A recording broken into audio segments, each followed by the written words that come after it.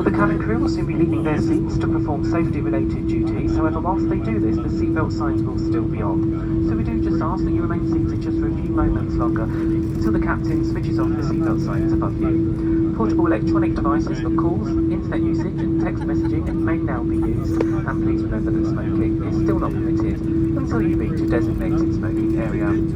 If you have pre-booked special assistance with us this morning and you still require it here in Glasgow, then we do kindly ask that you remain seated whilst all other passengers disembark the aircraft, as this will then allow our ground crew partner here in Glasgow to assist you further. Well, on behalf of the captain, the first officer and your London's Gatwick-based crew, it certainly has been our pleasure having you on board with us this morning, and we wish you a very safe and pleasant onward journey to your final destination. Thank you very much and a very good day.